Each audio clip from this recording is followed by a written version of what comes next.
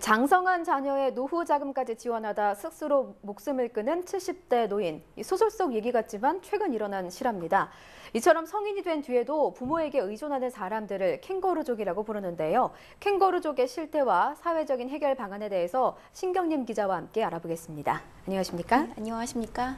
네, 처음 캥거루족이라는 용어가 생겼을 때만 해도요, 나이가 들어서 취업을 못해서 부모에게 의존하는 사람들을 일컬었는데 최근에는 의미가 좀 더 확대됐다고 하죠. 취업을 하고 났는데도 부모의 지원을 바라는 젊은이들이 많다고요? 네, 바로 신캥거루족입니다. 예. 취업을 하고 경제적으로 독립할 능력이 있음에도 불구하고 부모와 함께 살며 부모의 도움을 받는 자녀들을 말하는데요. 한국고용정보원에 따르면 국내 25세에서 44세 캥거루족이 약 116만 명으로 추산됩니다. 특히 4년제 대졸자는 2000년 약 20%에서 2010년에는 35%로 늘었는데요. 고령자와 고학력 캥거루족이 늘었다는 겁니다. 네, 말씀 들어보니까 이미 사회적인 문제가 됐는데 참 씁쓸합니다.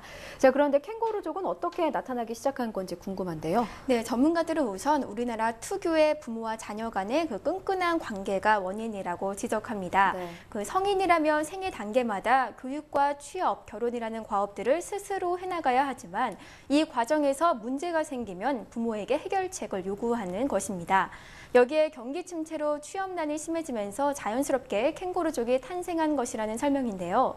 이 경우에도 부모는 노후 대비보다는 스펙 쌓기와 같은 자녀의 취업 준비 비용까지 지불하고 있었습니다. 네, 심각합니다. 이게 비단 한 가정만의 문제로 치부할 수만은 없는 게 현실인데요.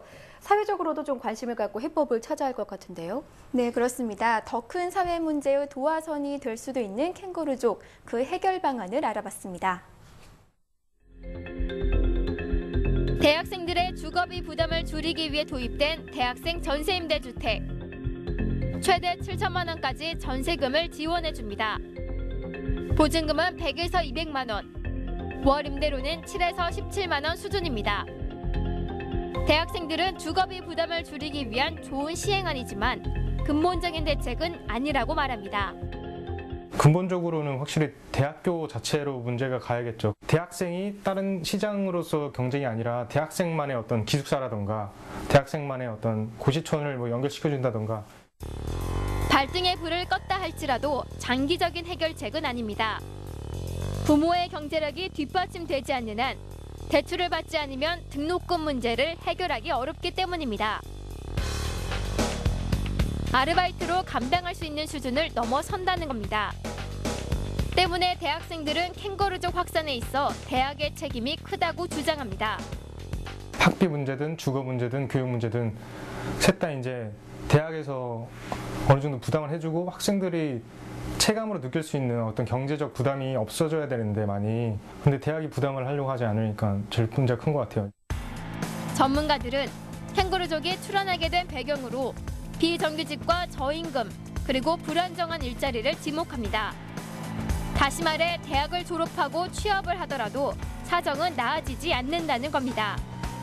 정규직을 취업하기보다는 일시적으로 반복되는 비정규직, 그래서 아르바이트라도 이렇게 하게 되죠. 그러면 캥거루족의 또 하나의 개인적인 문제는 뭐냐면 사대보험에서 제외됩니다. 본인의 40년 후에 노후 자금도 받지 못하는, 그래서 개인도 불행하고 부모도 불행하는 이 양자의 가구의 피폐한 삶이 함께 발생할 수 있을 것 같습니다. 캥거루족을 해결하기 위해서는 국가가 사회적 안전망을 통해 연금 제도와 청년 일자리 문제를 우선적으로 해결해야 합니다.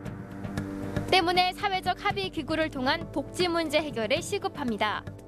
선진 유럽과 달리 우리는 학자금, 주거, 의료에 대한 국가로부터의 보호를 거의 받지 못하고 있기 때문에 이 복지, 사회적 안전망을 함께 청년 일자리 문제하고 매칭시켜서 노사정위원회 같은 사회적 합의 기구에서 이 문제가 초고령화 사회에서 우리가 일자리 문제를 함께 모색해야 되지 않나 이렇게 생각이 듭니다. 캥거루족의 증가는 가정에서뿐 아니라 사회적인 문제도 일으킵니다. 부모에게 의존해 생활하는 성인 자녀는 자신에게 맞는 직업을 찾기 위해 구직 활동을 이어갑니다. 구직 기간 동안 독립적인 소비체로서의 역할을 제대로 못해 경제적 불황을 해결할 수 있는 기반을 마련하지 못하는 겁니다. 전문가들은 이 같은 생활 패턴이 성인 자녀 세대의 경제적 불평등을 부추긴다고 지적합니다. 충분한 경제적 지원을 받은 그런 성인 자녀 세대와 그런 경제적 지원이 하나도 없이 혼자서 시작을 해야 되는 그런 성인 자녀 세대와는 사실은 이제 처음 출발선부터 다를 수가 있기 때문에 그 내부에서, 그 성인 자녀 세대 내부에서 경제적인 불평등이 심화될 수 있다는. 캥거루족은 비단 자녀의 문제만이 아닙니다. 부모의 측면에서 보면 캥거루족 문제는 더욱 심각합니다. 중장년층의 부모인 경우 경제활동을 하고 있어 지원을 해줄 수 있지만 은퇴를 한 후에는 자산을 줄여가면서 지원을 해줄 수밖에 없기 때문입니다.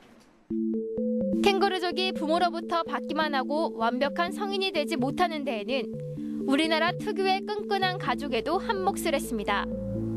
때문에 일정 연령이 됐을 때 경제적으로나 심리적으로 독립할 수 있는 관계적 거리를 만들어야 한다고 강조합니다.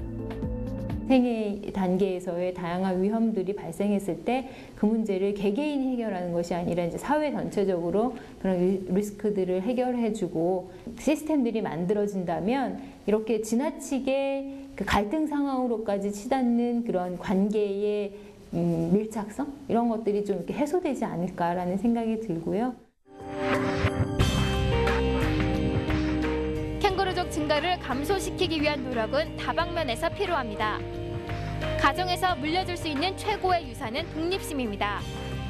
사회는 청년 실업 해소를 위해 노동시장의 안정성을 확보해야 할 것입니다. 무엇보다 제일 중요한 것은 더 이상 부모 곁에서 머무르지 않겠다는 캥거루족의 의지일 것입니다. 네, 올바른 자녀 교육은 물고기를 낚아주는 게 아니라 낚는 법을 가르쳐주는 거라는 말도 있는데요. 어떻게 하면 자녀들의 독립성을 키워줄까를 더 고민해야 하지 않을까 싶습니다. 네, 그 힘들게 살아왔던 부모는 자식들에게 더 나은 혜택을 주고자 하는 보상 심리가 강합니다. 네. 하지만 넘치는 배려가 자녀를 무능하게 만들고 미래를 막을 수 있다는 것도 기억해야 할 것입니다. 네, 사실 캥거루는 1, 2년을 어미 주머니 속에서 자라다가 부모의 품을 떠난다고 하죠. 신캥거루족, 어려운 세태가 낳은 기형적인 문화인 것 같아서 참 씁쓸함을 감출 수가 없습니다. 사회적으로도 좀 더 관심을 갖고 진지한 고민을 해봐야 할 그럴 때인 것 같습니다. 신 기자 수고했습니다.